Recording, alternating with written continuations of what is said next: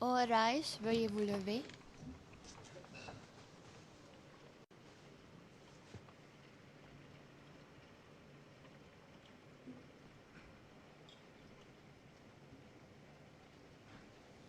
Please be seated, veuillez vous asseoir.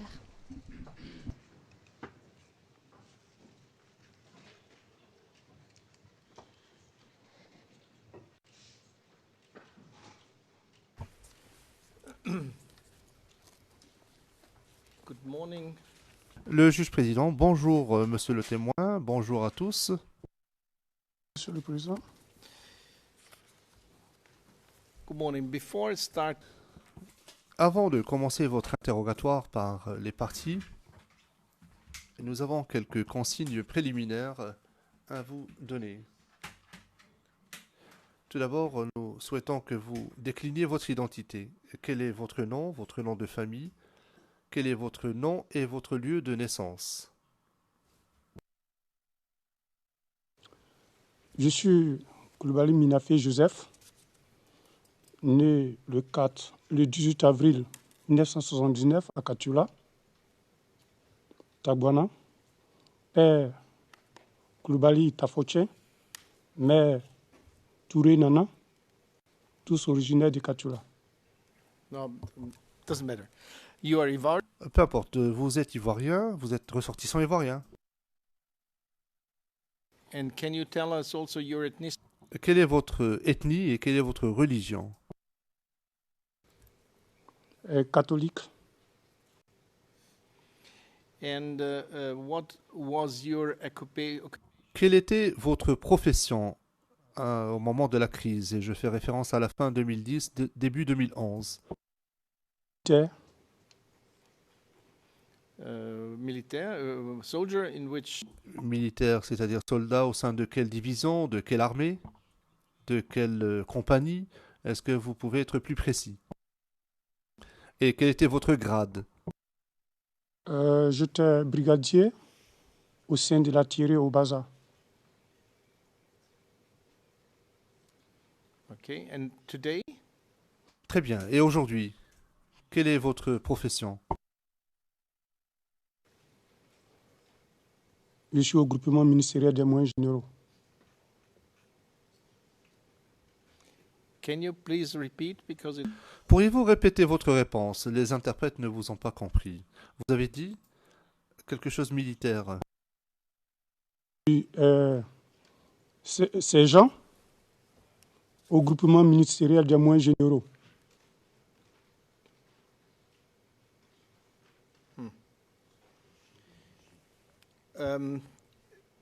Thank you very much. Merci beaucoup. Nous allons vous appeler monsieur le témoin. Nous n'allons pas utiliser votre nom. C'est ce que nous faisons avec tous les témoins. C'est la pratique de cette cour. Si à quelque moment que ce soit, vous avez une question dont vous souhaitez nous parler, vous me faites signe et nous allons vous entendre ce que vous avez à dire. De plus, sachez que si à un moment ou à un autre, vous souhaitez donner une réponse que vous ne souhaitez pas donner en audience publique, c'est-à-dire vous ne voulez pas que tout le monde puisse l'entendre, vous pouvez me le demander. Nous passerons à huis clos partiel si cela est nécessaire. Est-ce que vous comprenez cela? Huis clos partiel, ça veut dire que seules les personnes qui sont dans cette salle peuvent entendre votre réponse. Another thing I want to tell you before. Avant de commencer votre déposition, je souhaite vous rappeler également que nous devons parler lentement, vous devez parler lentement, d'ailleurs nous tous devons parler lentement, ceux qui vous interrogeront comme vous devrez parler lentement afin que vous ne parliez pas en même temps, qu'il n'y ait pas de chevauchement de voix entre deux personnes. Parce que sachez que nous avons des interprètes et des sténotypistes qui doivent respectivement traduire dans notre langue ce qui se passe. Donc, dans mon cas, moi je parle anglais et vous entendez une interprétation en français et vos réponses seront interprétées en anglais.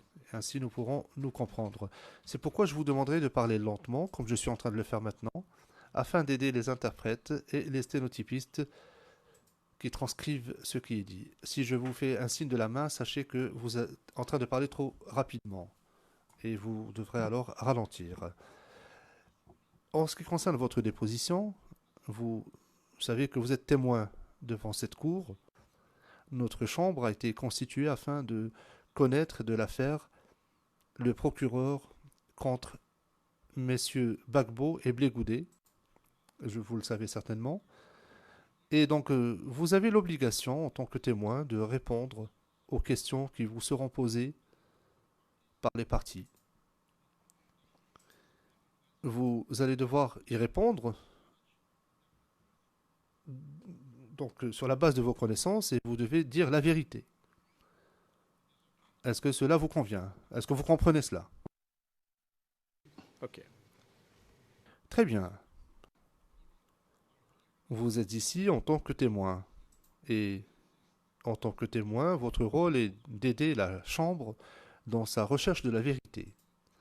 Et comme je l'ai dit, la vérité, c'est la seule chose que vous êtes tenu de dire.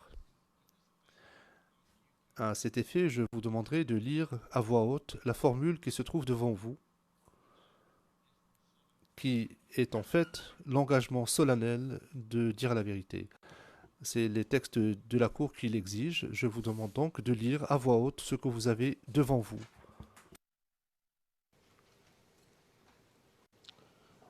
Je déclare solennellement que je dirai la vérité, toute la vérité, rien que la vérité. Okay, thank you very Très bien, je vous remercie.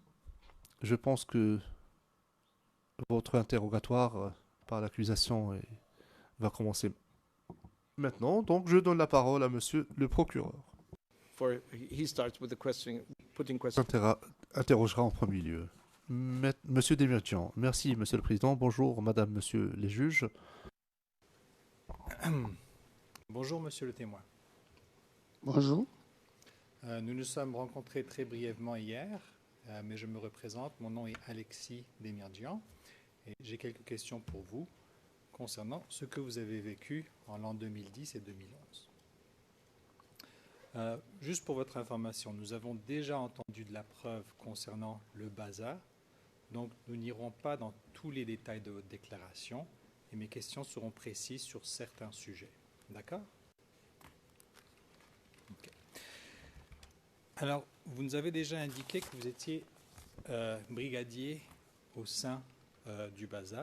Donc, en quelle année est-ce que vous avez rejoint l'armée?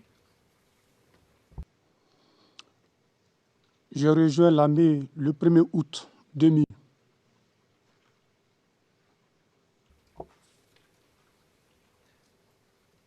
Et lorsque vous rejoignez l'armée en août 2000, à quelle unité êtes-vous affecté?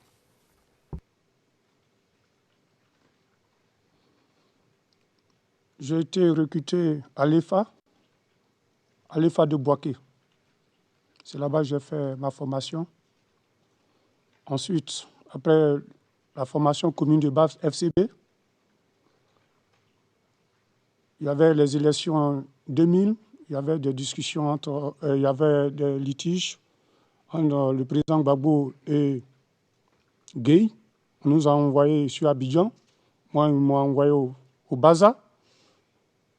Après un mois, je pense le 21 février, il y a eu une autre affectation générale où je suis ramené au 1er bataillon, à la 3e compagnie du 1er bataillon. Et c'est là que j'étais jusqu'en 2000, en 2002, où la guerre déclenchait. J'ai été affecté au Baza en 2006, après mon stage C1 à Thierry.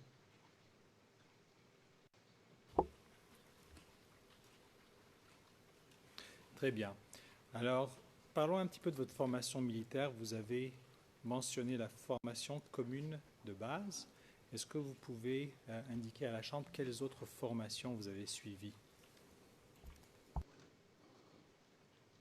Après ma formation commune de base à l'EFA de Boaké, je suis venu suivre la formation complémentaire de base au 1er bataillon d'infanterie en 2001. Après le CA1 au Baza. Après le CA2, où même tout a été déclenché au Baza.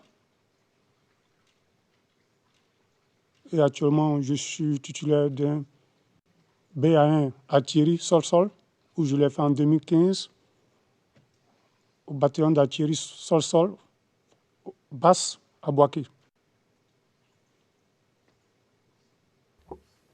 Très bien. Revenons sur le CA1 et le CA2. En quelle année est-ce que vous les avez complétés?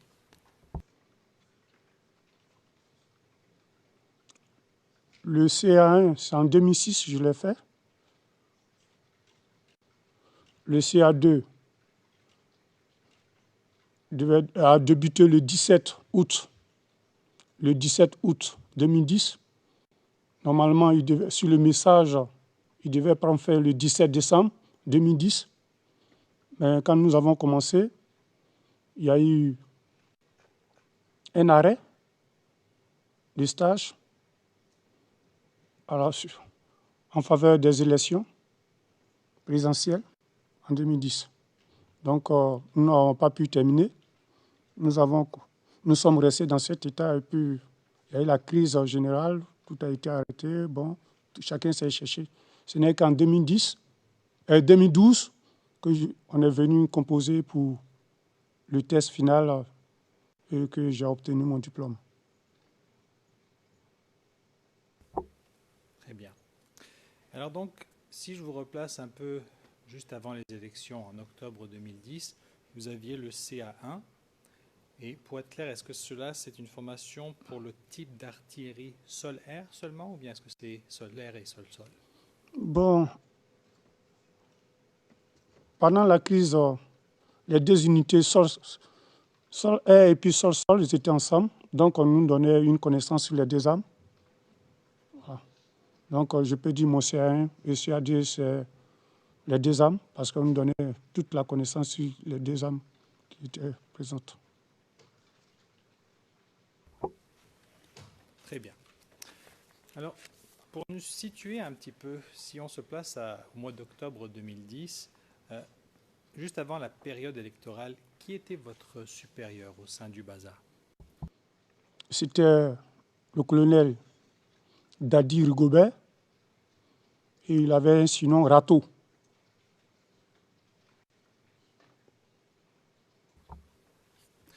Et à cette époque-là, quel était votre rôle ou fonction au sein du Baza? Bon, j'étais le titre du brigadier, c'est-à-dire le grade de brigadier qu'on fait la fonction tireur. Voilà. Donc vous étiez tireur en Oui. octobre 2010. Oui. Et au sein de quelle batterie est-ce que vous étiez à ce moment, donc toujours en octobre 2010? En octobre 2010, puisque moi je suis quitté à San Pedro, j'étais à San Pedro en 2010, lorsque j'étais admis à faire mon CA2, donc je n'appartenais pas à une batterie. Je n'appartenais pas à une batterie au sein du Baza. Mais c'était mon unité, moi j'étais détaché. J'étais à San Pedro. J'étais quitté à San Pedro pour venir faire mon stage. D'accord. Donc, juste avant les élections, est-ce que, à un moment donné, vous avez été porté pour compléter une mission? Donc, juste avant le premier tour. Oui. Avant le premier tour, on m'a envoyé à Kakro, où j'ai vécu le premier tour, le deuxième tour là-bas à Kakro. Qu'est-ce qu'il y a à Kakro, monsieur le témoin? À Kakro, c'est un centre d'instruction de la JR, c'était écrit centre d'instruction de la JR, garde républicaine.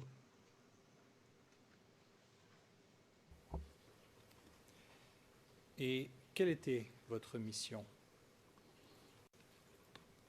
Avant que je ne parte à Kakro, il faut dire ils avaient envoyé des munitions à la veille, des munitions de toutes les armes que nous avons au Baza à ce moment. Ils avaient stocké là-bas et puis le lendemain, nous sommes partis à des armes et notre mission était de rester là, surveiller ce matériel.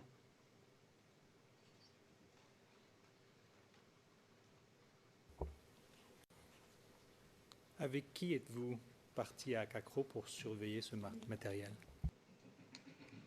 Nous étions 5. À ce moment, mon chef était le brigadier chef Mambo Kwangé. Et moi, j'étais son adjoint. Et puis, une de mes classes, donc stagiaire comme moi à ce moment, Kouman, qui était le chauffeur, avec Dedi, plus un autre brigadier du Baza dont j'ignore son nom. Voilà. D'accord. Est-ce que vous vous rappelez, je sais que ça fait 6 ans, est-ce que vous vous rappelez de la date précise à laquelle vous avez été envoyé à Kakro? Le 28 octobre, c'est le 28 octobre 2010. D'accord. Alors, quel genre d'armes est-ce que vous étiez censé surveiller à Kakro? Il y avait des RLM, orgues de Staling, avec 2 mortiers.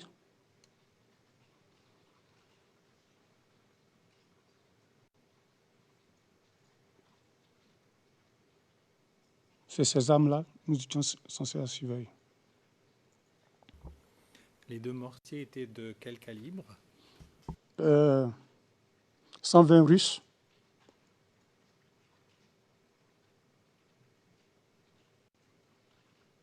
Est-ce que vous voulez dire 120 mm? Oui, 120 mm. D'accord. Aviez-vous aussi à surveiller des munitions? Oui, il y avait des munitions. Donc, ça fait partie de la mémoire qui était là-bas. Il y avait des munitions, de mortiers, les munitions de orgues de Staling.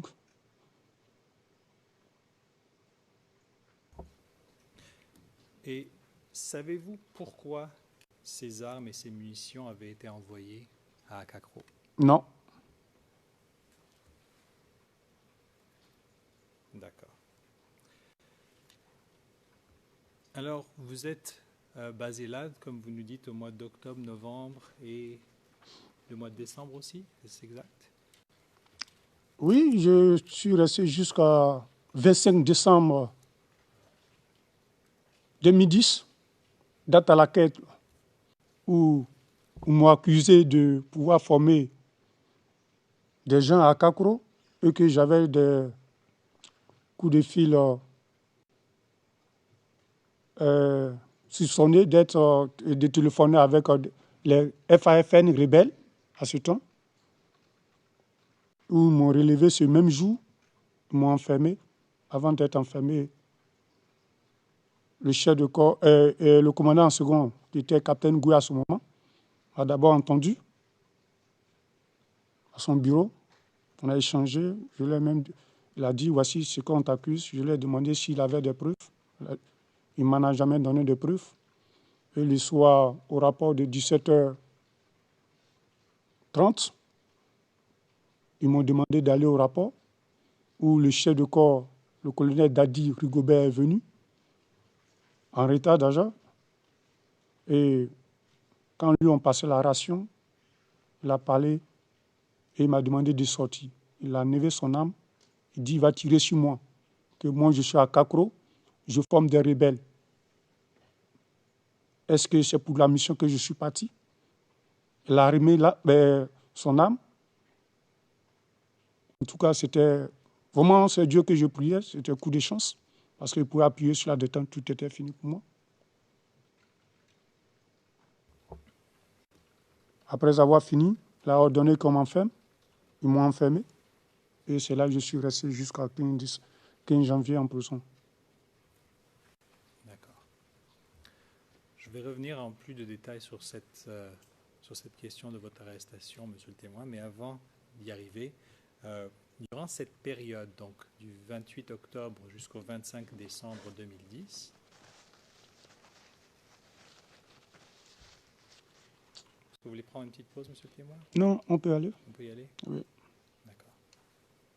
Alors, durant cette période du 28 octobre jusqu'au 25 décembre, vous nous avez expliqué que vous étiez à ce camp de la GR. Donc, à part les membres du BASA, que vous nous avez expliqué, les 5 membres qui surveillaient ces munitions et ces armes, qui d'autre y avait-il à ce camp de la GR? Il y avait des éléments de la JR. Il y avait des éléments de la JR. Et je pense qu'il y avait aussi des recrues.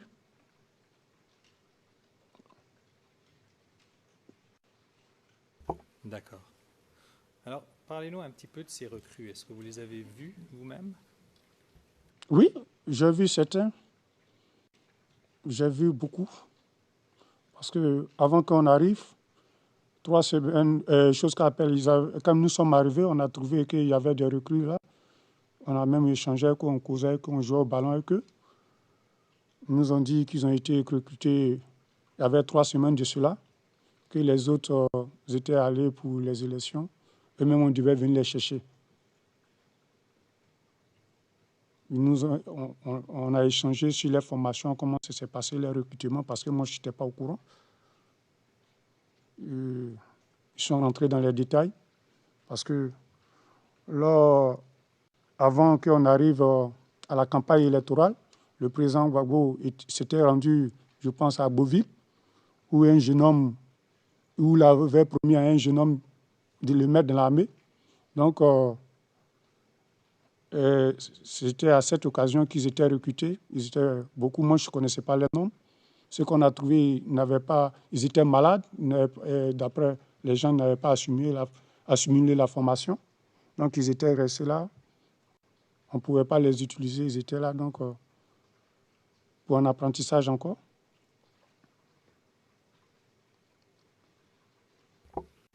D'accord. Alors, dans vos échanges avec ces recrues, est-ce que vous avez appris qui les a recrutés? Bon, ils ont dit qu'ils ont été directement recrutés à la JR. À la JR qui était là-bas, c'est le président, chose qu'on appelle Dobogblé qui était là-bas. Fait que le recrutement s'est passé directement. Comme c'est notre, peut-être le président a dû donner les ordres directement, on les a recrutés directement. D'accord. Est-ce que vous avez vu la formation de ces recrues? Non. Non. Non. D'accord. Et est-ce que vous avez appris qui formait ces recrues? Et c'est les gens de JR eux-mêmes. C'est les gens de JR eux-mêmes. Ils avaient les formateurs, ils avaient tout là-bas. Voilà. D'accord. Avez-vous appris le nom d'un des formateurs? Les formateurs? Bon, puisque j'avais les noms, mais j'ai oublié. J'ai oublié. Je les connais. On se connaît, l'armée est petite, on se connaît parmi nous. D'accord. Voilà. Mais à part ça, je pense que j'étais là-bas encore. J'ai eu d'autres recrues. D'autres recrues. Ils sont venus faire la visite devant moi avant que je n'ai pas d'Akakro. Ils étaient beaucoup, ils étaient beaucoup. Ils sont venus, ils ont fait la visite du médical devant moi. Et on devait les former. C'est lorsque je suis parti de là. Donc, Mis- yes. Mr. Demirjian, Le président, Monsieur Demirjian, si je ne m'abuse, c'est la première fois qu'on entend parler d'Akakro. Monsieur Demirjian, nous avons entendu parler de ce camp par le témoin 347 en septembre ou en octobre dernier. Est-ce que vous préféreriez que nous lui demandions de situer ce camp? Le président, oui, allez-y.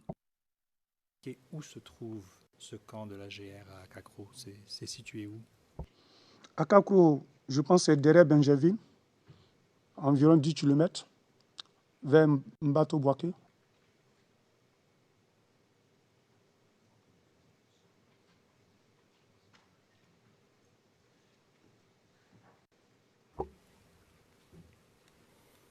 Très bien.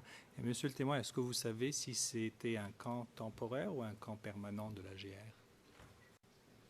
Bon, moi, je suis allé là-bas en faveur de ma mission qu'on m'avait confiée, aller surveiller les armes. Bon, quand nous sommes arrivés, on a trouvé des gens, n'étaient pas beaucoup, mais je sais qu'il y a des gens qui résistaient là, parce que tout était propre.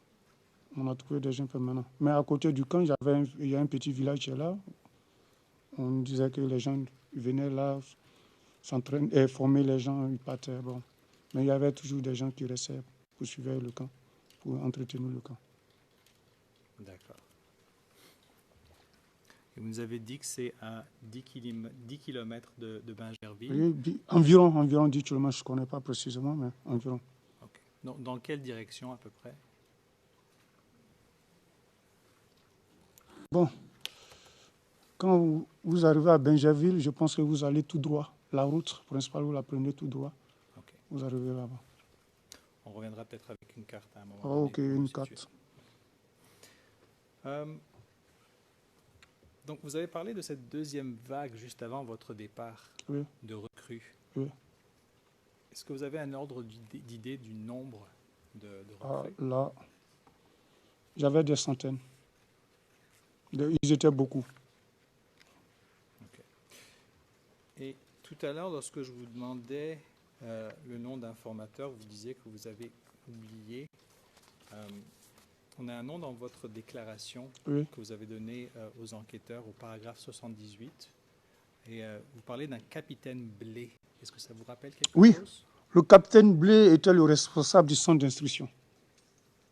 Il était le responsable. Lui ne résistait pas là. Il partait, il revenait. Mais lui, il venait donner les conseils comment les gens devaient être formés, faisait la navette. Voilà. Est-ce que vous l'avez vu? Auparavant, moi, je connais le capitaine Blé. J'ai eu à travailler avec lui à Dalois, avant qu'il ne soit à la JE. Voilà. On se connaît, mais lui-même me connaît. Et, quel était son petit nom? Non, il n'avait pas de petit nom. Son nom complet, est-ce que vous le savez? C'est son nom complet, que capitaine Blé, que je connais, Blé. C'est tout? Oui, Blé. D'accord. Avez-vous appris quelle était la période d'entraînement de ces recrues? Combien de temps est-ce qu'ils étaient formés? Bon, ça, la deuxième vague, ceux qui ont commencé à faire la visite devant moi, je ne sais pas combien de temps ils ont été fermés parce que je n'y étais plus. Mais ceux que j'ai trouvés là-bas avant, ceux qui sont restés, la première vague, les rescapés, ils ont dit qu'ils ont pris 3 semaines pour leur formation. En principe, la formation de base, la formation commune de base, elle dure combien de temps? Moi, Koulibaly, j'ai été formé à l'EFA de Boaké. Ils nous ont dit la formation FCB dure 6 mois. D'accord. Et suite à cette formation, est-ce que vous savez... Alors attendez, vous avez 2 vagues. Oui. La première vague, vous nous dites qu'ils étaient malades, qu'ils ne pouvaient pas être affectés. Vous aviez une deuxième vague. Est-ce que vous savez qu'est-ce qui est arrivé à cette deuxième vague de recrues? Est-ce qu'ils ont été formés? Bon, la deuxième vague, ils étaient venus en centaines ils étaient beaucoup, ils étaient en train de faire leur visite là où ils sont venus me relever pour dire que voilà ce qui se passe, voilà, on te soupçonne de ça, voilà. Donc, je ne sais pas s'ils ont été formés là ou bien qu'est-ce qui s'est passé après. Bon, là, je n'en sais rien. Okay. D'accord. Et donc, vous nous expliquez qu'avant de voir la formation, donc vous êtes arrêté le 25. Samedi 25 décembre 2010. Alors, vous nous avez déjà donné des détails à savoir pourquoi vous aviez été arrêté. Tout d'abord, qui vous a arrêté? Bon, le samedi matin, vers 8 h, c'est le lieutenant Atemine qui est venu avec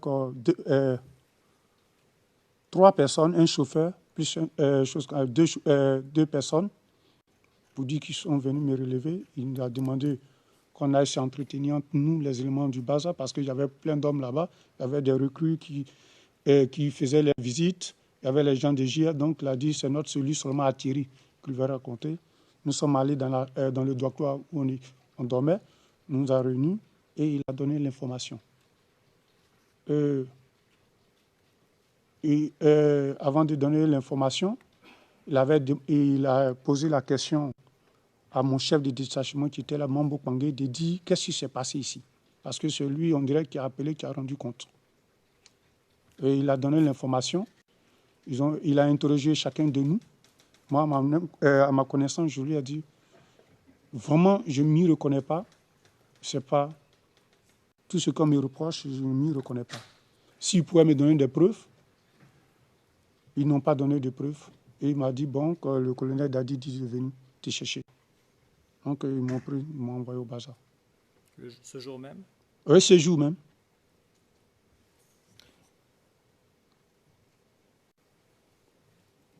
On me rappelle de faire une petite pause entre questions et réponses, donc on doit ralentir un petit peu.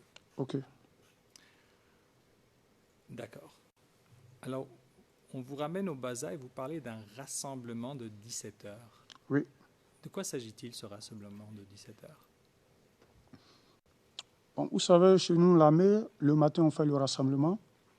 Et puis, il peut y avoir des rassemblements inopinés entre 11h, 14h, et puis 17h30 pour se séparer. Donc, les deux grands rassemblements qui sont obligatoires même, c'est le matin à 7h30 et à 17h30. Donc, chaque jour, c'est quotidien. Okay. Qui participe à ce rassemblement? Tout le monde, tout le personnel. Tout le personnel. Tout le personnel du bazar ou... Tout le monde. Tout le personnel du bazar, tout le monde participe. D'accord. Et là, alors qui vous êtes informé par le lieutenant Atémené à Akakro, et une fois que vous revenez au bazar, vous nous avez dit que le commandant en second, Goué, Oui. vous a adressé la parole. Oui, il m'a reçu. Il m'a demandé qu'est-ce qui s'est passé. Je lui ai dit, moi, je n'en sais rien. Mais il dit, voici ce qu'on dit de toi. Je dis, moi, je ne m'y reconnais pas. Est-ce qu'ils avaient des preuves? Qu'ils me donnent les preuves. Pas de preuves. Il m'a même donné des conseils. Il dit, tu sais, à cette période, il faut faire attention, il faut faire comme ça. Je lui ai dit, mais moi, je ne m'y reconnais pas. Si vous avez des preuves, d'accord.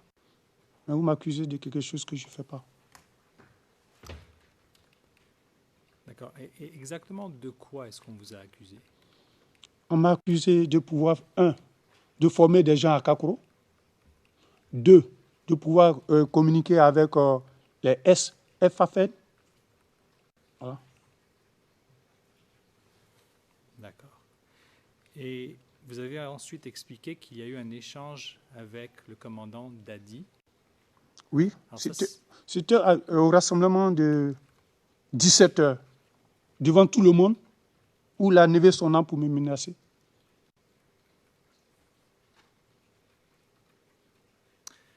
Est-ce que vous avez reçu un document quelconque à propos de votre arrestation et de votre temps en prison? Oui.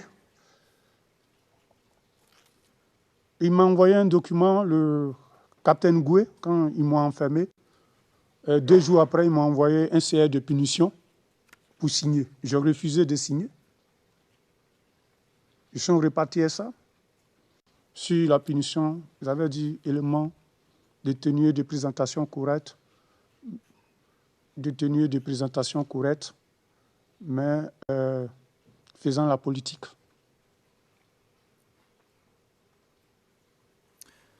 Juste pour clarifier pour les notes scénographiques, on vous a envoyé...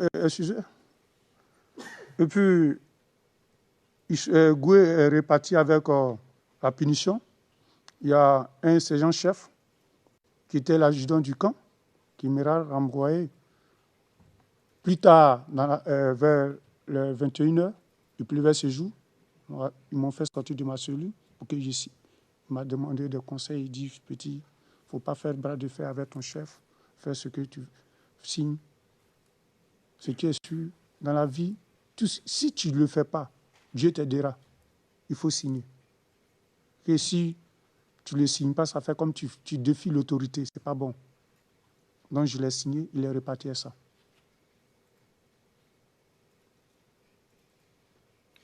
C'était qui ce sergent-chef qui vous a... Siba Diwele. Wait, Mr. Witness, please. Le président, monsieur le témoin, ménagez une pause avant de répondre parce que l'interprète anglais est encore en train de traduire. Donc il faut que vous attendiez un peu avant de répondre.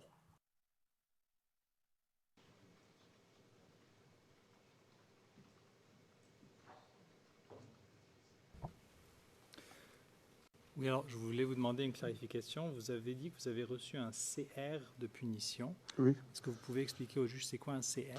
Compte rendu de punition. D'accord. Et donc, par la suite, vous êtes libéré, vous nous avez dit, le 15 janvier. Oui. Et qu'est-ce qui se passe une fois que vous êtes libéré? Quand je suis libéré, j'ai rejoint le bazar. Et j'étais au bazar pendant 2 semaines. On ne m'employait pas. Je fais le rassemblement. Je vais, je me couche en chambre. Puisque j'ai oublié de souligner. Moi-même, ma famille était à Daloa. Quand je suis venu en stage, je dormais au bazar, je ne sortais pas. Tout ce que je faisais, c'était au bazar. Donc, on avait une chambre troupe. C'est là-bas que je logeais, je faisais tout. Donc, j'étais là. C'est après 2 semaines qu'ils ont commencé à me mettre de service. D'accord. Et une fois qu'ils vous mettent en service, est-ce qu'on vous met en service au sein d'une section ou d'une batterie quelconque? Oui. Oui. Ils m'ont muté à la 2e batterie.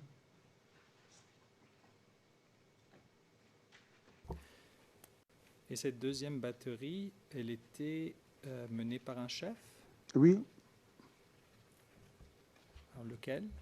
Le lieutenant a terminé toujours. Et est-ce que cette batterie était spécialisée sur une arme spécifique ou bien est-ce qu'elle utilisait toutes les armes dans l'arsenal de la base du bazar? Non.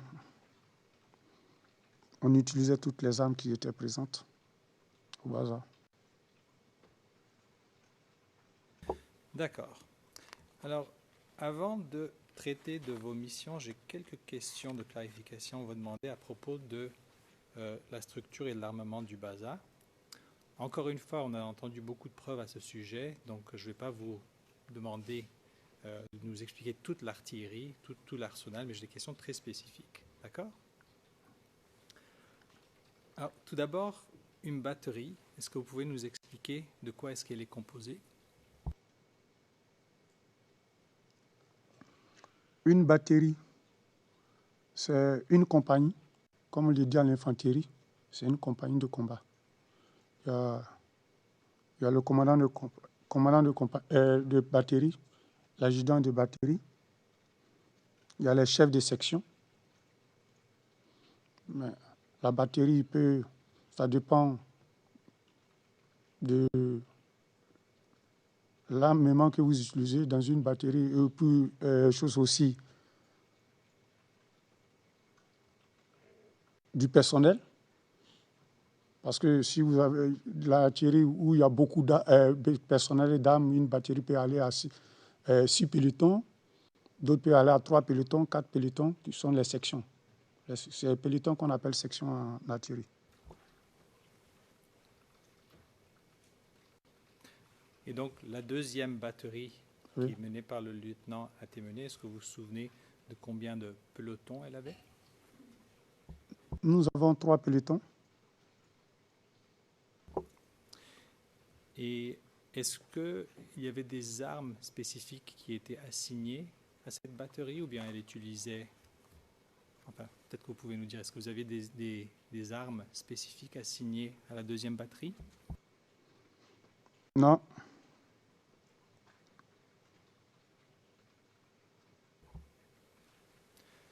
D'accord. Alors, si vous allez en mission, est-ce que vous pouvez nous expliquer un petit peu comment est-ce que vous êtes armé? Comment est-ce qu'on vous assigne vos armes?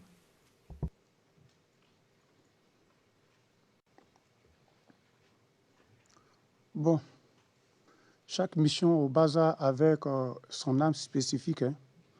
Par exemple, je pense que lui-même, le chef de corps d'Adi, chaque soir, on allait avec, quand j'étais en stage, chaque soir, les stagiaires, on les prenait, on allait chez lui pour surveiller là-bas. On partait chaque soir avec une 12-7 montée sur une 4x4 et puis des canons de vin.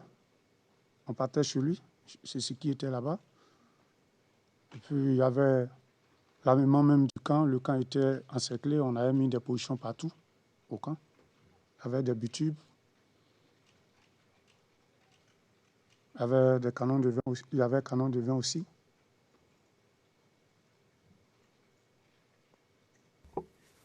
D'accord. Et vous dites que ça, c'était, vous alliez chez le chef de corps d'Adi, c'était avant la période électorale? Avant, comme après la période électorale, j'y partais. Parce que en stage, on nous employait le soir, le matin on va au cours, le soir on nous employait pour prendre les services. D'accord. Et donc, durant cette période, donc après votre libération, lorsque vous allez en mission, quels sont le type d'armes qui ont été utilisées par la deuxième batterie? La deuxième batterie, on a eu à utiliser le mortier de 120, le canon de 20 mm, le butube, 12-7, sans oublier les Kalachnikov. Merci.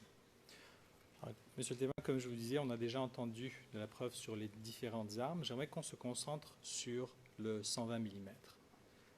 Tout d'abord, est-ce que vous pouvez nous expliquer comment fonctionne cette arme?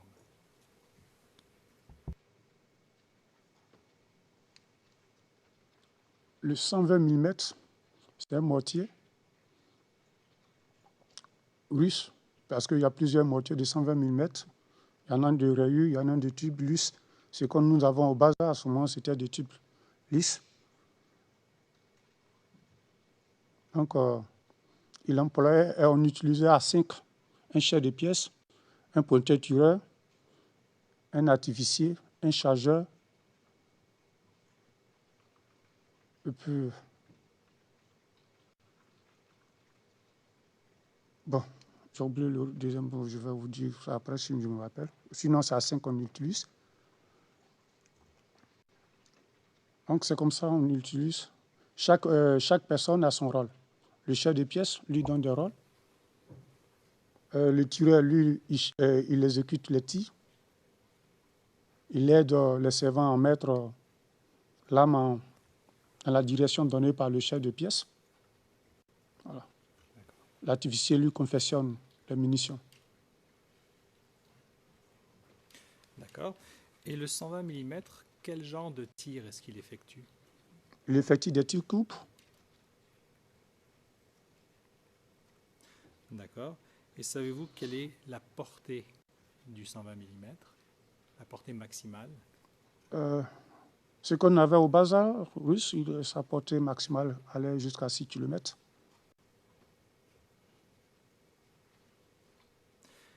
D'accord. Et une fois que le 120 mm touche sa cible, quel est son rayon et son diamètre? Il faut dire le but a un rayon de 100 mètres, donc disons un diamètre de 200 mètres. Le but 120 mm. D'accord. Et dans quel genre de situation est-ce qu'on utilise un 120 mm? Il faut dire que l'armée, même toutes les armes, c'est en guerre, on utilise. C'est des armes de guerre. Peut-être pour préciser ma question, monsieur le témoin, dans quel genre de milieu est-ce qu'on utilise le 120 mm? En campagne, en campagne, ou bien pour détruire quelque chose de sensible, c'est-à-dire un dépôt de munitions, ou bien pour faire appui-feu à une troupe amie qui avance, Peut-être ils ont eu un pont, un barrage ou bien un passage obligé là qu'ils ne peuvent pas passer. Ils font appel à l'artillerie même font des boules de feu pour les accompagner dans leur progression. D'accord. Alors, j'en ai fini avec le 120 mm. J'ai quelques petites questions sur l'orgue de Staline que vous avez mentionné. Oui. Donc, après votre libération du 15 janvier, est-ce que vous en avez vu des orgues de Staline au camp Aquedo du Baza? Ah oui. Il y avait des orgues de Staline. Il y avait deux sur le terrain du Baza qu'ils avaient positionné. Un en direction du 43e Bima, un autre en direction de l'hôtel de Goff. Et ces orgues de Staline, est-ce qu'elles étaient fonctionnelles? Oui. Est-ce qu'à un moment donné, les orgues de Staline, les deux que vous venez de mentionner, est-ce qu'ils ont été désactivés? Non, n'ont pas été désactivés. Okay. Y a-t-il une façon d'activer ou de désactiver l'orgue de Staline? Bon, moi-même, je n'ai pas eu à être... je n'ai pas eu à apprendre l'ordre de Staline moi-même, parce que je ne sais pas comment ça fonctionne, on ne m'a pas appris là-dessus. Moi, j'étais à San Pedro, c'est les mortiers de 120 nous avons là-bas, à San Pedro. L'ordre de Staline, quand je suis arrivé, c'est au Baza, je l'ai vu. Donc, j'avais une aperçu général que mes amis m'expliquaient comment ça fonctionnait, ceux qui ont eu à faire la formation. D'accord. Est-ce que l'orgue de Staline a une clé, peut-être? Oui, il a une clé de tir. Il a une clé de tir. Et à quoi sert la clé? La clé, pour tirer, c'est une clé qu'on se sert pour tirer là. Il y a une clé pour allumer là, parce que c'est monté sur un véhicule. Lors de Staline, c'est monté sur un véhicule. Donc il y a la clé même pour allumer le véhicule, il y a la clé de tir aussi, à part. D'accord. Vous nous avez mentionné le chef de corps Dadi. Est-ce que vous pouvez nous indiquer un petit peu après le 15 janvier, une fois que vous êtes libéré, quelle était votre relation avec lui? Bon, on n'avait pas de bonnes relations parce que moi, en tout cas, depuis ce temps, j'ai commencé à me méfier. J'ai pris des distances. J'étais dans mon coin. Comme je disais, bon, je ne l'approchais pas, je ne causais pas avec lui. Et donc, durant cette période après le 15 janvier, est-ce qu'il y avait toujours des rassemblements journaliers? Oui, on le faisait toujours. Est-ce que le commandant Dadi s'adressait à ceux qui étaient présents? Et souvent, il venait s'adresser, souvent, c'est le commandant en second, capitaine Goué, souvent qui s'adresse à la troupe, la plupart du temps. Pouvez-vous nous dire un petit peu de quoi vous parlez le commandant Dadi durant ces rassemblements? Il venait nous galvaniser à travailler. Puis à un moment donné, parce que beaucoup d'hommes se plaignaient des services, à un moment donné, il nous a dit, bon, on aura du personnel, il va venir, ne vous en faites pas, faites ceci, que vraiment, ne baissez pas les bras. Si vous baissez les bras, si l'ennemi a le dessus, vous serez radié.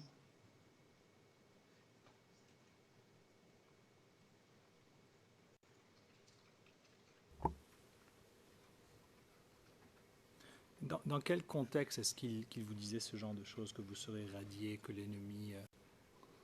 Bon, ça, je pense que c'était dans le contexte de pouvoir galvaniser sa troupe. Pouvoir galvaniser sa troupe pour que les gens doublent d'ardeur.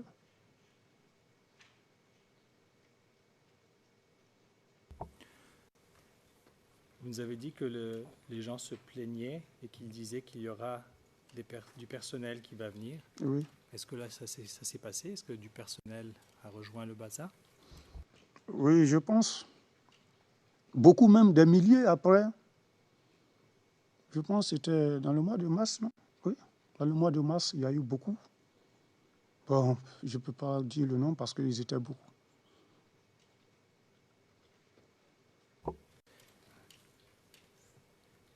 Et ces personnes, c'était qui exactement qui a rejoint les rangs du Baza? Bon, je pense, après l'appel de Blé Goudé, où il demandait aux jeunes d'aller se faire enrôler à l'état-major, c'est à la suite de ça, on a vu ces gens-là arriver dans les camps.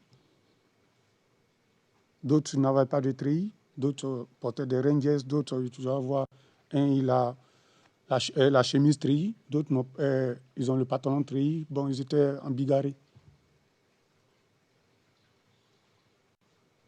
D'accord. Juste une petite clarification avant de continuer. Vous avez mentionné le terme radié. Qu'est-ce que cela veut dire que vous allez être radié?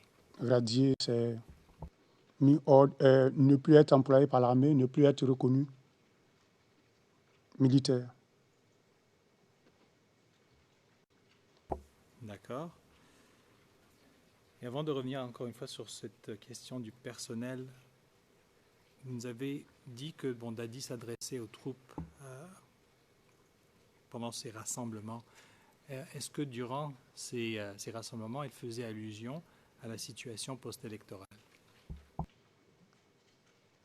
Oui, il faisait allusion à la situation post-électorale, parce qu'il disait que si jamais le président Alassane vient au pouvoir, il va radier tous les militaires, les FDS. Donc on a l'intérêt de se battre.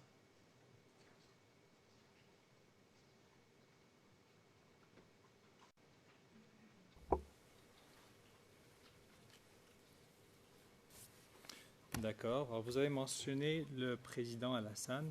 Est-ce qu'il parlait du président Gbagbo? Oui, il a dit que lui recevait des ordres du président Gbagbo directement, qu'il était l'homme fort de la situation, que le président Gbagbo avait confiance en lui, lui a même confié la sécurité d'Abidjan, il lui faisait confiance, et que tout ce qu'il disait, c'était la vérité, que c'est ce que le président lui disait qu'il faisait, et que lui était le conseiller militaire du président Gbagbo, donc c'est lui qui décidait.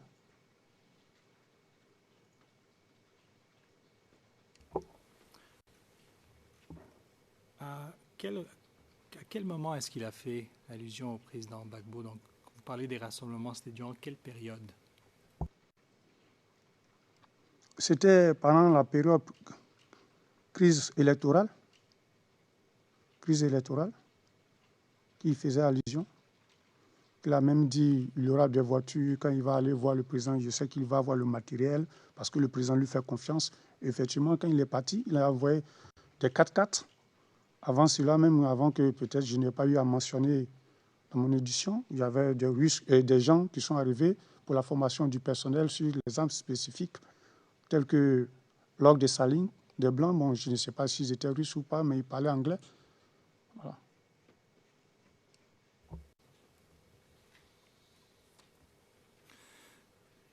Juste encore pour être spécifique, lorsque vous parlez de la période post-électorale, est-ce que c'était, lorsqu'il fait mention du président Gbagbo, est-ce que c'était après votre libération ou avant votre arrestation? Après, quand je suis sorti de la prison, que ce discours se tenait, parce qu'avant que je n'aille en prison, je n'avais pas de discours comme ça au bazar. Quand j'y étais, il n'y avait pas trop ces discours.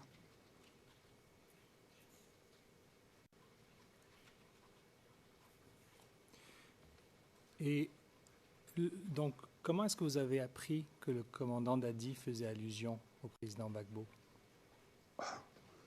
Mais lui-même le dit, je reçois des ordres directement du président. Personne ne peut me donner les ordres. Ce que je dis, je suis l'un de ses conseillers. Lui-même le dit. Ouvertement, il ne le cache pas.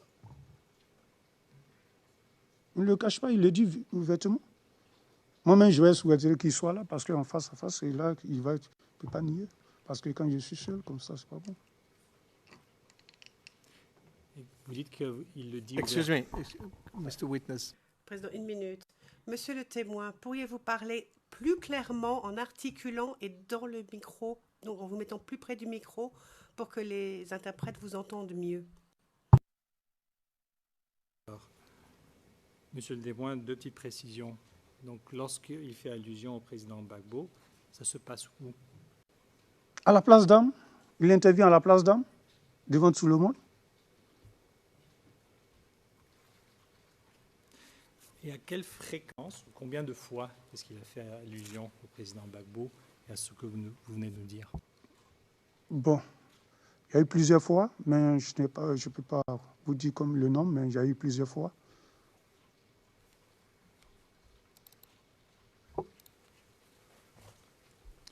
Très bien. Juste un petit instant, monsieur le témoin.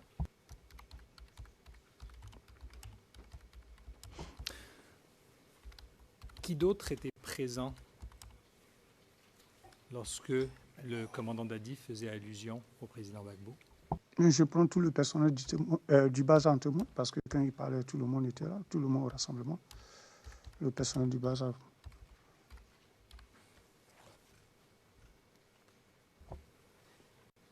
D'accord.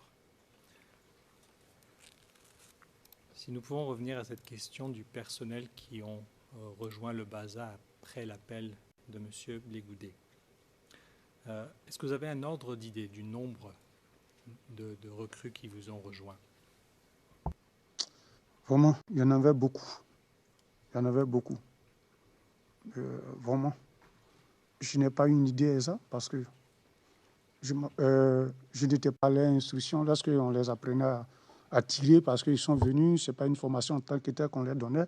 C'est comment on tirait et puis on les amenait dans les services.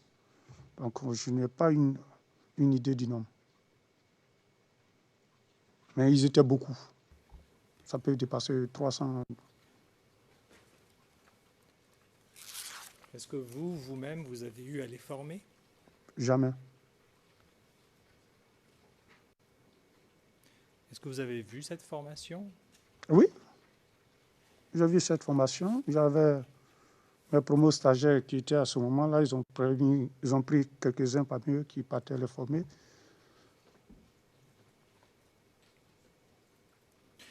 Et vous avez dit qu'ils étaient formés à tirer. Oui. Cette formation a eu lieu où? Au bazar. Au bazar. Ça s'est passé, il y a un sous-bois, des arbres à côté du bazar. Tout se passait là-bas.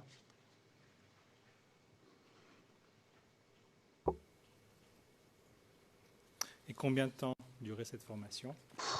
Alors, c'était des trucs, ceux qui savaient tirer, ceux qui savaient, on les offre, c'est bon, on va, tu peux utiliser l'arme, c'est tout. Savoir l'utilisation de l'arme. D'accord. Alors, parlons un petit peu de vos missions. Vous nous avez dit que vous avez commencé à être employé à peu près 2 semaines après votre libération le 15 janvier. Alors, pouvez-vous nous dire où est-ce que vous avez été envoyé en mission? J'ai servi d'abord, comme il le dit, j'avais des postes au camp. J'ai servi là, j'ai fait le blocus, Marie-Thérèse et puis Mputo. J'ai fait Abobo. J'ai fait PK18.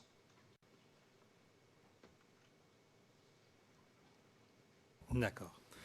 Alors, commençons avec Abobo. À combien de reprises est-ce que vous y êtes allé? Bon, je ne me rappelle pas trop. Je pense que je suis allé 3 fois ou 4 fois comme ça. Je ne me rappelle pas trop. D'accord. Alors, la première fois que vous êtes allé à Abobo, où exactement à Abobo est-ce que vous êtes allé? Bon, la première fois, d'abord, avant d'aller, nous étions allés, c'était des patrouilles nocturnes. Des patrouilles nocturnes. Nous avons quitté le bazar, nous sommes allés à l'état-major, où nous nous ont donné du pain avec des bois de sardines. Ensuite, nous sommes partis avec le premier bataillon, avec le bazar. nous sommes tous allés au camp commando à Bobo. Du camp commando, nous sommes mis à la disposition du camp commando et puis à partir de 22h, nous avons commencé à sillonner tout à Bobo jusqu'à 6h du matin où nous avons rejoint notre base. Donc c'était une patrouille de 18h à 6h du matin. Merci. Est-ce qu'il y a eu des incidents durant votre patrouille cette Non, fois-ci? ce jour-là, il n'y a pas eu d'incident. Très bien. Et est-ce que vous vous souvenez quand est-ce que cette première mission a eu lieu?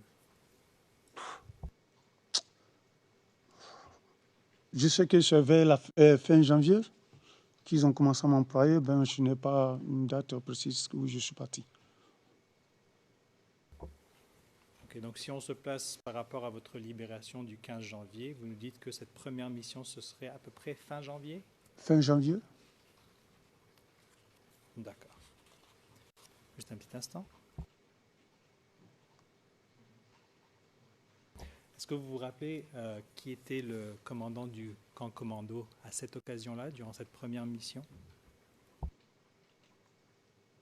Camp commando, je pense, si j'ai une bonne mémoire, je pense que c'était Goué, commandant Goué de la gendarmerie.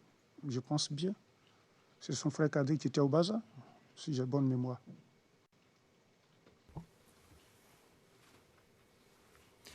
D'accord. C'est quand votre prochaine mission à Bobo? Donc après cette première. Bon, je n'ai pas toutes les dates, hein. C'est des trucs que je partais, bon, je n'ai pas les dates, mais je sais que je suis allé une deuxième fois, et puis une troisième fois. Voilà. Alors, allons-y avec cette deuxième fois. Expliquez-nous quelle était la mission d'abord, cette deuxième fois. Quelle était votre mission? Bon, la deuxième fois, nous sommes partis du bazar avec des moitiés de 120 mm.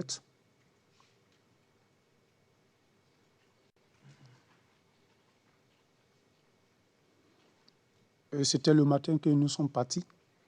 Vers 8h, nous avons fait nos bagages. Nous avons fait le rassemblement au goudron du bazar et puis nous sommes partis. Et je pense que c'est la GEB qui nous a escortés. La GEB était devant. Et nous sommes partis jusqu'au camp commando.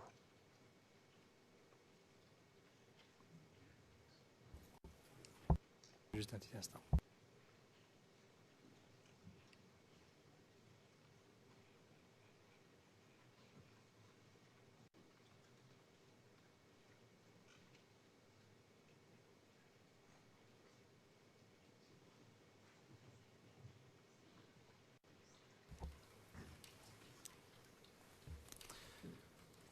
Très bien.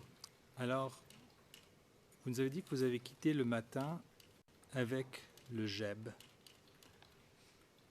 Alors tout d'abord, est-ce que vous pouvez nous dire quel chemin est-ce que vous avez adopté?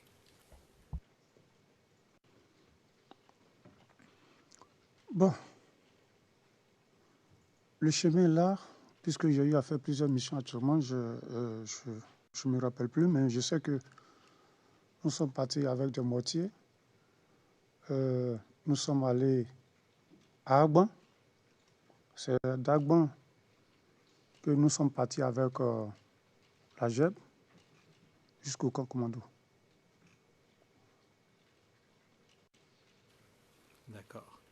Alors, à part le BASA et le GEB, est-ce qu'il y avait d'autres unités qui faisaient partie de cette mission? Là-bas, à Bobo, quand nous partions, il y avait ma deuxième fois, j'ai vu le premier BCP, le premier bataillon, la GEB, la police aussi, ils partaient, je sais pas, BAE, je ne sais pas où s'il reste, en tout cas, entre les deux, ils partaient aussi. Il y avait les gendarmes aussi, hein, la GEB. Les gendarmes de camp commando, eux-mêmes, ils étaient dans la mission déjà. D'accord. Alors, quel était le rôle de la GEB dans ce convoi? Bon, là, ils nous protégeaient, c'est eux qui étaient nos éclaireurs, parce qu'on disait qu'Abobo était devenu dangereux, donc on ne pouvait pas le seul. Il fallait qu'ils nous escortent. C'est eux qui étaient devant, nous escortaient. D'accord. Alors, vous partez avec ce convoi, vous dites que vous avez apporté 2 mortiers de 120 mm. Et en route, est-ce que, à un moment donné, est-ce qu'il s'est passé quelque chose ou bien est-ce que vous êtes arrivé au camp commando sans incident? Bon, avant d'arriver au camp commando, il y a eu des tirs. Nous, on était en arrière, donc on a attendu les premiers tirés, donc tout le monde a commencé à tirer jusqu'à qu'on arrive au camp. On dépasse le camp commando, où les tirs ont cessé, et nous sommes rentrés au camp commando. Ça y est, des tirs de Kalash.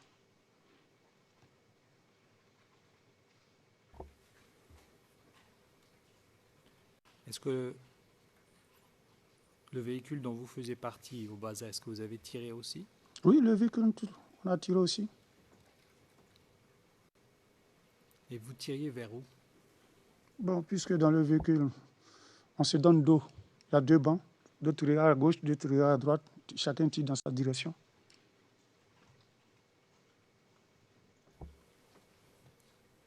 D'accord. Et vous tiriez sur quoi? Bon, mon cher, moi je ne voyais rien. Moi je pense que bon, quand quelqu'un a tiré, il faut passer par, on ne sait pas. C'est un passage, il faut se faire pour passer. Bon, moi je pense que non, c'est le cas. Si les premiers ont essuyé des tirs, tout le monde tirait pour ne pas se faire prendre. D'accord. Alors, vous arrivez au camp commando à cette deuxième occasion. Que se passe-t-il une fois arrivé au camp commando? Arrivé au camp commando, nous avons trouvé, on devait aller relever des gens qui étaient déjà là. Donc, je pense qu'ils nous ont signalé la présence de l'ennemi vers Anokwa-Kouté.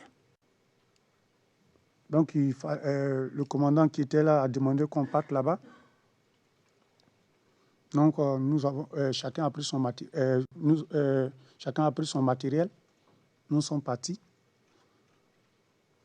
Et là, nous sommes restés au niveau du dépôt 9 avec nos mortiers. Et puis, les autres ont continué le chemin. Et nous avons mis notre matériel en batterie. Je pense qu'on nous a demandé de faire tuer les tirs. Le chef qui était là, un adjudant-chef, a demandé un ordre de tir. Lui qui lui a dit de tirer, il lui a demandé, bon, je suis prêt à tirer, mais je veux un ordre de tir. Parce que c'est des armes, on n'utilise pas comme ça. Demain, il ne faudrait pas qu'on me poursuive. Donc, en voyant que il y avait cette mobilité qui va donner un papier, vous dire que faut tirer ces armes. Le capitaine Zadi qui était là à ce moment, lui-même avait des mortiers de 81 ou bien 82, lui-même l'a exécuté des tirs SA. Après, les autres qui étaient allés, qui avaient continué le chemin, ils ont replié et nous avons plié nos bagages, nous sommes retournés au camp commando.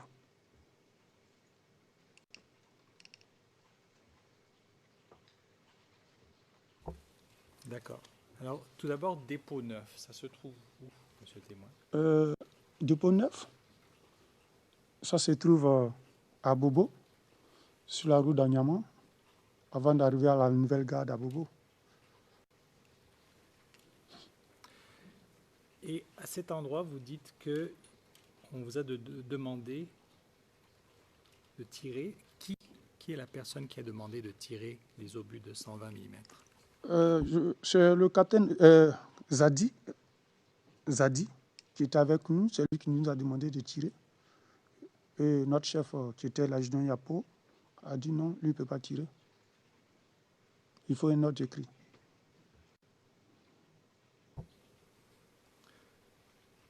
Le capitaine Zadi, il est de quelle unité? Bon, je ne sais pas de quelle unité il était. Je ne sais pas, mais lui, je l'ai vu quand il était basé à Marie-Thérèse, dans la cour même de Marie-Thérèse même. Il était basé là-bas, il avait son équipe là-bas. C'est là-bas que je l'ai vu. Et pour une deuxième fois où je l'ai retrouvé avec nous à Bobo. D'accord. Alors pour être clair, vous me dites que vous ne savez pas à quelle unité il appartenait, Non. mais il n'était pas du Baza. Je pense qu'il était du premier BCP parce qu'il dirigeait une unité au premier BCP au Comté là-bas. Moi, je pense. D'accord. Comté. D'accord. Vous avez aussi mentionné l'adjudant-chef Yapo. Oui. Donc lui, est-ce qu'il faisait partie du Baza? Oui, il faisait partie du bazar. Ok. Et son rôle, c'était quoi? Il est parti avec nous en tant que le chef de l'artillerie. Le chef du groupe de l'artillerie qui était sur les lieux ce jour. Lui-même, il était chef de pièce en même temps. Et puis mon chef direct, c'était Kakou Onye, qui était le chef de la deuxième pièce. Donc, comme c'est lui qui était le plus gratté, donc il coordonnait en tant que chef de pièce en même temps le chef de toute l'équipe en même temps. Il coordonne les deux rôles. Donc vous avez dit que le capitaine Zadi lui-même avait des mortiers de De- 81, c'est- 82. Bon, je ne sais pas, 81 ou bien 82, je ne sais pas, entre les deux. D'accord. Vous avez dit qu'il a exécuté des tirs avec ça. Oui, Est-ce que ça, vous l'avez vu de vos propres yeux? mais oui, c'était devant nous qu'il a exécuté les tirs. Et en quelle direction est-ce qu'il a exécuté ces tirs? Bon, il a dit qu'il tirait, qu'il y a un gros trou derrière le dépôt neuf en direction de Anyama. Il y avait un gros trou là-bas, que c'est là-bas, on dit, les gens sont, que c'est là-bas, lui, il tirait. Bon, puisque moi, je n'ai jamais utilisé le mortier 81. Le mortier que j'ai utilisé avant de le tirer, le 120, ça, il faut une carte, il faut une carte, il faut du matériel, il faut graphiquer. D'accord. Donc, pour le 81, je ne sais pas comment ça se passe. Bon. Je vois mon collègue. Maître André? Oui, Monsieur le Président, juste dans le transcript français, page 63, ligne 3, il est écrit le capitaine Dadi. Je voudrais dire qu'il s'agit de, j'ai entendu Zadi. C'est Zadi. Et comme nous allons donc certainement utiliser le transcript peut-être non édité, Yes. donc c'était pour préciser. Merci, cher confrère.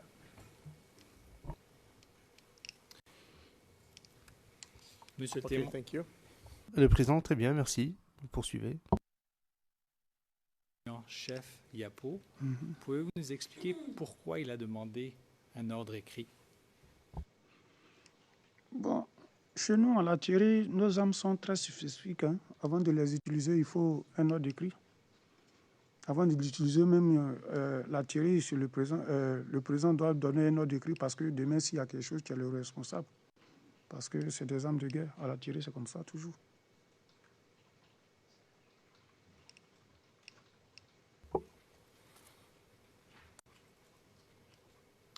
Alors vous dites que ce sont des armes de guerre.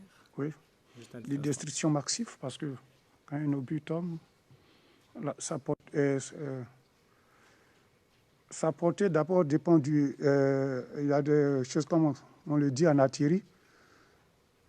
Vous pouvez vouloir tirer ici, peut-être ici, et le vent peut apporter l'obus ailleurs, parce que il y a le vent, parce qu'il faut calculer la direction du vent, il faut voir l'humidité. Il y a plusieurs trucs qui viennent, qui rentrent en ligne de compte avant de tirer ces gens d'obus. Donc, il faut ces armes, il faut faire attention. Attention. D'accord. Et dans ces situations, l'ordre écrit vient de qui? Bon, s'il y a quelqu'un qui prend la responsabilité, qui donne un ordre écrit, toi, tu effectues. Mais la plupart du temps, on nous a dit en formation, avant qu'on effectue des ordres, il faudrait que le président lui donne même son accord. Parce que demain, il faudra que lui-même lui réponde de ses actes aussi. Parce que c'est des armes de guerre. On utilise pays contre pays. Si j'ai bien entendu, je m'excuse, vous avez dit que le président doit donner l'ordre? Son accord. D'accord. Vous parlez du président de la République ou de... Le président de la République, bien sûr. D'accord.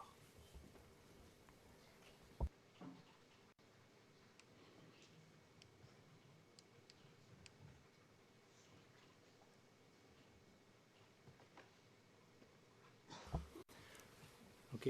Et le fait qu'un ordre pareil doit venir du président de la République, ça vient d'où ça, ce principe? Ce principe de l'artillerie, je pense que c'est des armes très spécifiques, l'artillerie. C'est des armes très spécifiques. Sa portée est grande. Où tu tires, tu ne vois pas. Tu ne vois pas là-bas. Donc, vraiment, ça peut faire d'énormes dégâts. Donc, toi, en tant que l'utilisateur, si tu prends la responsabilité, tu seras inculpé. Même le chef de corps ne peut pas donner. Même vous pouvez utiliser pour la dissuasion circulaire ça pour que les gens voient pour être effrayés, mais l'utilisation, le chef de corps ne peut pas donner ordre. Parce que demain, s'il y a quelque chose, il ne pourra pas dire c'est moi j'ai tiré. Si c'est ordre verbal, il va discuter avec toi. Oui. Ce que je voulais savoir, c'est comment est-ce que vous savez qu'un tel ordre écrit doit venir du président de la République? Eux-mêmes, à l'instruction, ils nous apprennent ça. Nos instructeurs nous apprennent ça en stage. On nous apprend ça.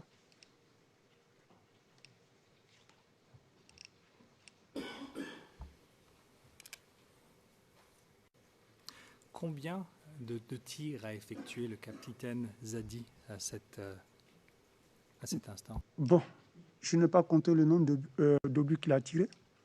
Il a eu à effectuer des tirs. Je n'ai pas compté le nombre d'obus qu'il a tirés. D'accord.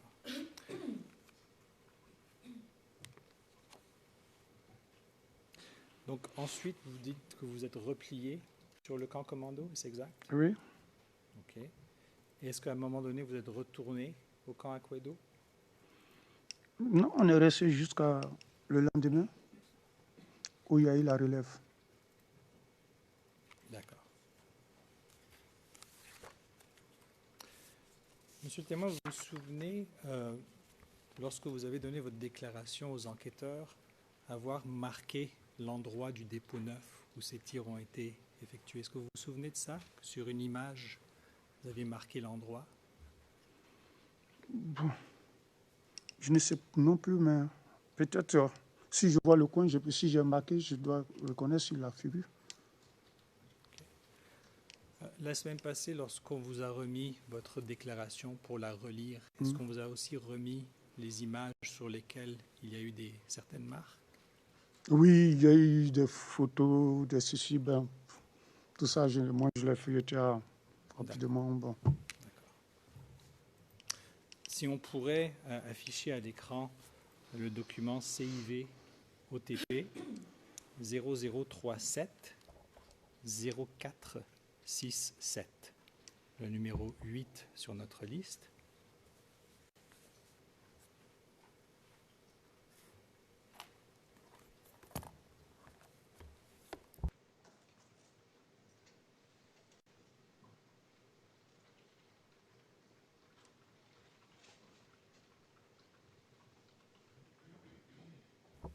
Est-ce que vous voyez une image à l'écran, monsieur le témoin? Il n'y a rien d'abord.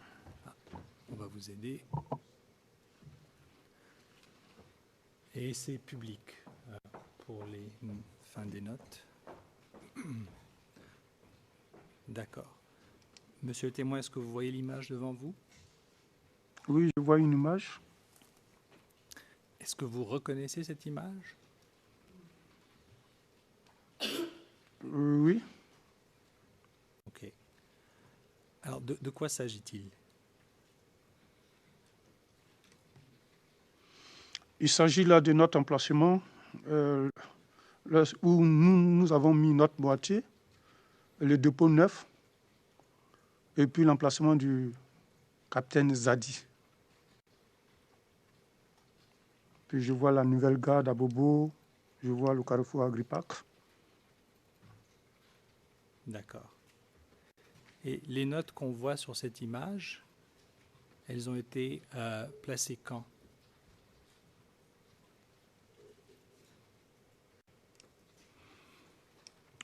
Bon, pour moi, je pense que c'est la position où nous avons mis notre mortier de 120 mm au dépôt neuf. Et puis, l'emplacement de Capitaine Zadi, où il a tiré. Ce que j'essaie de comprendre, c'est les écritures qu'on voit sur l'écran. Est-ce que ça a été fait pendant votre entrevue ou comment est-ce que ça a été fait, si vous vous rappelez? Ah oui, c'est pendant mon entrevue. C'est là que j'ai indiqué, je pense. Okay. Vous l'avez indiqué à qui? À ceux qui m'ont entendu. D'accord.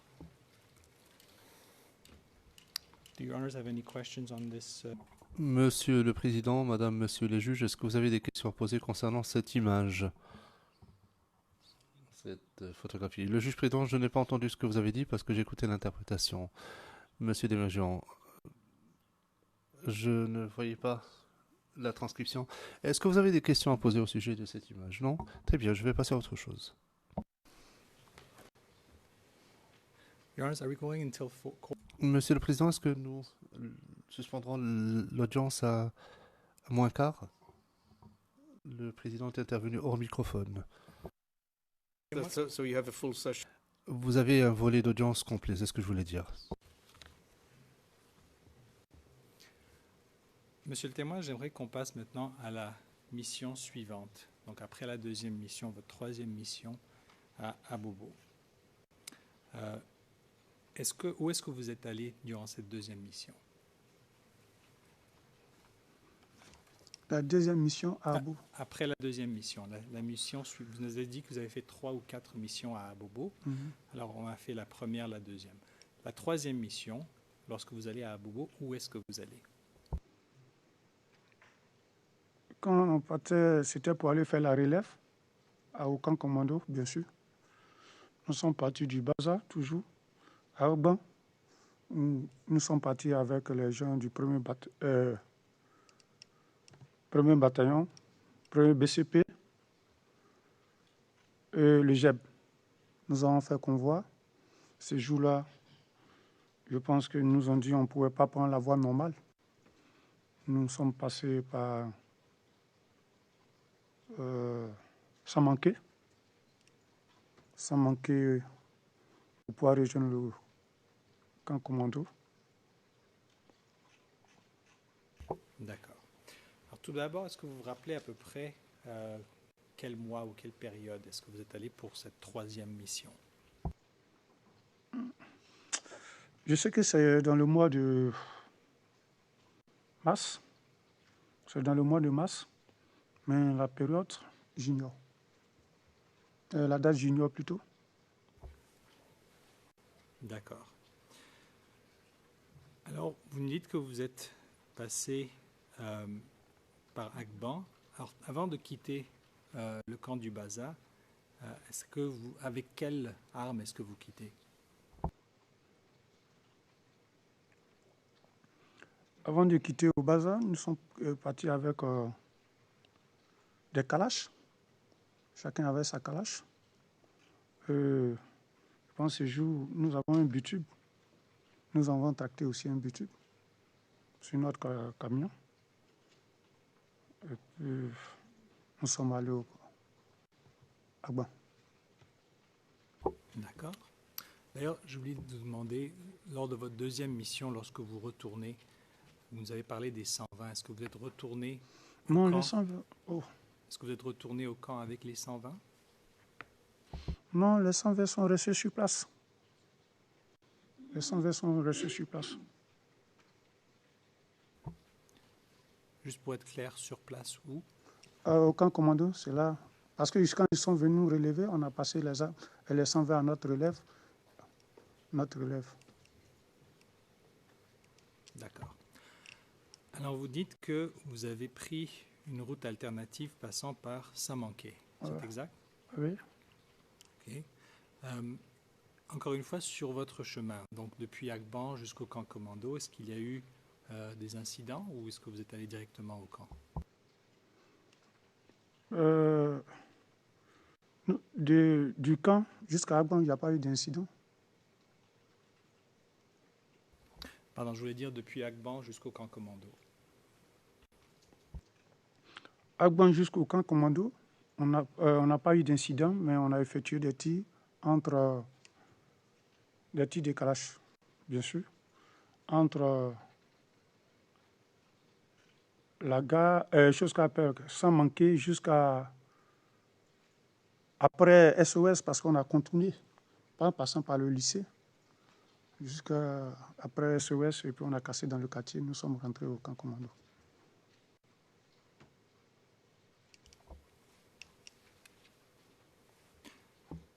Alors vous avez tiré entre sans manquer et jusqu'à ce que vous arrivez au village SOS. Après le village, avant le village SOS, on a cessé les tirs. Et encore une fois, pourquoi est-ce que vous avez effectué des tirs? Bon, nous, on était à l'arrière toujours du convoi. Quand les premiers tirs, c'est comme ils donnent le temps et puis tout le monde suit. On ne sait pas qu'est-ce qui se passe. Comme on doit traverser, on doit bon, pour ne pas être surpris ou bien il faut tracer ta route aussi. C'est comme ça. D'accord. Alors éventuellement, une fois que vous arrivez au camp commando, que se passe-t-il à ce moment-là? Bon, quand nous sommes arrivés au camp commando, notre chef a rendu compte des difficultés que nous avons eues sur le trajet. La relève, ce qu'on devait relever, je pense qu'il y avait le chef Brice, Kamanan Brice. Il y avait le chef Kamanan Brice et puis Mdel Pega à ce moment, aujourd'hui adjudant. Kamanan Brice aussi aujourd'hui adjudant. Ils étaient sur place et ils étaient sur les mortiers. Quand on a trouvé sur les mortiers, on devait les relever. Donc, on les a appelés, ils ont appelé Kamanan Brice là-bas au PC. Les partis, ils ont échangé à leur retour. Et pour pouvoir se frayer un chemin pour venir, ils ont décidé qu'ils effectuent des tirs pour quand même où on a eu des difficultés parce que ceux qui étaient devant, où ils ont expliqué, où ils ont essuyé des tirs, où ils ont commencé des difficultés pour qu'ils puissent faire des tirs là pour pouvoir retourner. Donc c'est ainsi qu'ils avaient décidé de tirer, qu'ils ont décidé de tirer sur la gendarmerie même, au rond-point de la gendarmerie là. Rond-point de la gendarmerie et puis chose qu'on appelle la gendarmerie elle-même. Bon, je ne sais pas. Ils ont effectué les tirs. Et puis ils ont pris la route. Quand ils sont partis sur la route, en tout cas, il y a eu un blessé grave. Ils ont replié. Ils ont replié et puis quand ils sont arrivés, il y avait un infirmier sur place, il a essayé de donner les premiers soins. Après les premiers soins, ils ont changé d'itinéraire et ils sont partis. D'accord. Alors, commençons d'abord. Vous avez dit notre chef. Qui était votre chef ce jour-là? Puisque quand nous partions là-bas, on était mélangés. Il y avait un officier du premier du chose qu'on appelle du premier BCP qui venait. Il y avait chose qu'on appelle premier BCP. Il y avait à l'infanterie aussi, au premier bataillon d'infanterie, ils donnaient des officiers. C'est chez nous, les officiers ne partaient pas, c'était des sous-officiers supérieurs. Voilà. Donc, quand je dis notre chef, c'est celui qui commande, c'est le plus gradé qui commande tout l'ensemble. Il a rendu compte. D'accord. Est-ce que vous vous rappelez de son nom, de ce chef? Non. D'accord. Et au sein du BASA même, de votre unité, qui était le chef de votre détachement ce jour-là? Ce jour-là, bon, j'ignore un peu. J'ignore un peu. Alors, vous arrivez avec ce convoi, vous nous expliquez que votre chef fait un rapport. Attendez, je vais juste m'assurer que j'ai le bon terme. Vous êtes arrivé au commandement, votre chef a rendu compte des difficultés que vous avez eues. Alors, à qui est-ce qu'il a rendu compte des difficultés? Bon, à ce moment-là, il y avait un gradé, un regradé, je pense que c'était un colonel ou bien un commandant, je ne sais plus non plus, que l'état-major désignait pour diriger ces opérations à ce moment-là. C'est à lui que l'officier allait parler, échanger avec lui là-bas. Bon, compte tenu des difficultés qu'on a eues sur le chemin, ils ont décidé d'effectuer cette île. Comment avez-vous appris que ce chef avait rendu compte au colonel qui était au camp commando? Comment vous l'avez appris cela? Bon, quand nous sommes arrivés, quand tout le monde est rentré dans la cour du camp commando, nous avons débarqué, le chef, et rentre au PC là-bas. Quand ils arrivent, le chef lui rend au PC pour pouvoir prendre les consignes particulières et puis les difficultés qu'il a eues sur la route pour se briefer un peu, parce qu'on doit relever des gens qui doivent retourner. Comment ils sont tenus. Voilà. Et chaque fois, c'était comme ça. Et c'est comme ça se passe dans l'armée même.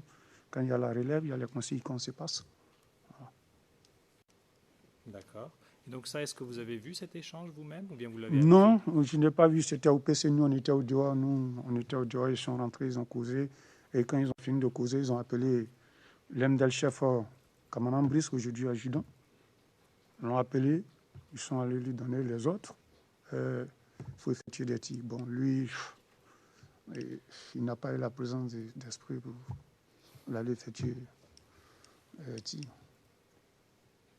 Donc ça, ce moment où ils appellent le MDL Brice Kamenan, est-ce que ça, vous l'avez vu ou vous l'avez... Oui, quand ils l'ont appelé, nous étions ensemble. Quand nous sommes arrivés, les éléments d'artillerie, on se met ensemble, on cause, on échange ensemble. Et puis, comment vous avez fait pour que tu as dormi, tout ça, là, comment tu as fait pour ceci. On s'échange, on se briefe un peu pour que ceux qui viennent s'imprègnent de la situation, comment s'en tenir dans leur mission.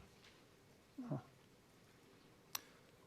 Le MDL Brice Kamenan, est-ce que vous Le le connaissiez? MDL chef, il y a son moment, aujourd'hui adjudant. Oui. Est-ce que vous le connaissiez à l'époque?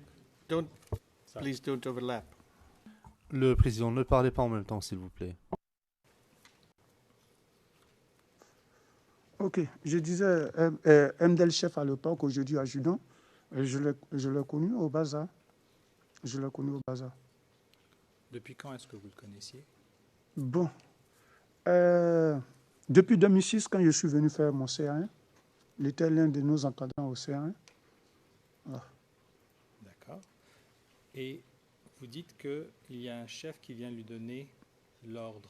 Ils l'ont appelé, un chef qui l'appelle, dans le bureau avec le grand chef là-bas. Ils l'ont appelé, venez, ils sont allés, ils ont causé. Donc, quand lui est sorti, il a appelé l'MDL Pega et c'est eux qui sont allés effectuer le tir. Et c'est qui le chef? Est-ce que vous vous rappelez de son nom, le chef qui a appelé Brice Kamenan? Non, c'est là, je dis, je ne me souviens pas. Voilà. Juste un petit instant.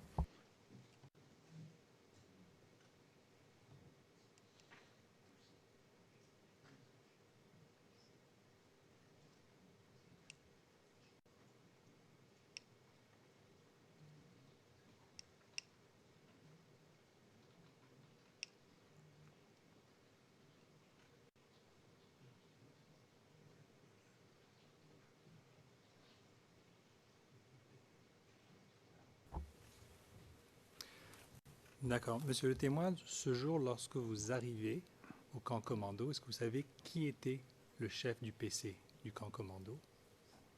Le chef du PC, non. Et lorsque vous dites qu'il y a eu cet ordre au MDL chef Kamenan, est-ce que vous avez vu cet ordre? Est-ce que vous avez vu le moment où l'ordre a été donné? Bon, supposons, moi je le dis, c'est un ordre qui lui a été donné parce que il était prêt à passer la consigne à notre chef qui était venu avec nous ce jour-là. Et c'est là on l'a appelé et donc il est parti plus rapidement. Il n'a plus passé la consigne. C'est après avoir effectué le tir qu'il est venu briefer l'autre et puis ils ont pris la route, qu'ils sont partis. D'accord. Alors vous, peut-être que c'est un petit peu plus simple. Est-ce que vous pouvez nous décrire ce que vous voyez exactement lorsque le MDL chef Kamenan est appelé? Est-ce que vous pouvez décrire la scène un petit peu? Bon, je ne sais pas comment on décrit, mais on est là, nous, on était arrivés. Il y avait choses qu'on appelle les âmes qui étaient présentes. Quand nous sommes arrivés, on a vu déjà 2 âmes. Les 2 mortiers que nous avons envoyés autrefois étaient déjà positionnés au bord d'un bâtiment, un à l'extrémité droite, un à l'extrémité gauche. Voilà. Et puis il y avait des 12-7. Des 12-7 qui étaient là. Donc quand on partait, chaque chef était déjà, il connaissait sa pièce avec ses servants. Donc il devait prendre les consignes précises avec celui qui relève. C'était des relèves automatiques. On dit, bon, toi, tu es le chef de la première pièce, toi, tu es le chef de la deuxième pièce, toi, tu es sur le premier mortier, le deuxième mortier. C'est comme ça se passe. Donc, ce jour-là, lorsque nous sommes arrivés, le chef de l'artillerie, il demande un rassemblement, vous n'allez pas disperser. Il demande, et puis, l'autre, il dit, bon, ceux qui étaient là, venez, où sont les chefs? Chacun passe les consignes à son ami avant que vous ne touchiez à l'âme qui est là. Donc, c'est ainsi, lorsque cela devait se passer, qu'ils l'ont appelé. D'accord. Et ensuite, vous dites que vous voyez le MDL chef Kamenan aller au PC. Oui. Ça, vous l'avez vu vous-même? Ah oui, bien sûr. OK. Et par la suite, vous dites qu'il est sorti et qu'il a appelé le MDL Pégard. Oui. Ça, est-ce que vous l'avez vu aussi? Oui, bien sûr. OK. Alors, expliquez-nous ce qui se passe une fois qu'il appelle le MDL Pégard. À ce moment-là, qu'est-ce qui se passe? Quand il a fini d'appeler MDL Pégard, tous ils sont rentrés d'abord au PC. Quand ils sont sortis, ils ont pris, on a vu des obus avec eux, des obus qui se sont dirigés vers l'extrémité gauche, l'extrémité droite plutôt, qui sont allés effectuer des tirs. Il y avait un brigadier qui les a aidés à attraper les obus. Donc, il y avait un brigadier avec eux. Oui, un brigadier qui les a aidés à transporter les obus. D'accord. Is this the time, Your Honors? Monsieur le Président, oui, c'est l'heure. C'est tout à fait l'heure. Donc, nous allons faire une pause déjeuner, Monsieur le témoin. Et nous reviendrons à 14h30 pour la deuxième séance. Parce que maintenant, les 2 premiers volets d'audience ont été réalisés dans leur totalité. Et maintenant, nous aurons donc un 3e volet d'audience pour les questions de l'accusation à partir de 14h30. La séance est levée.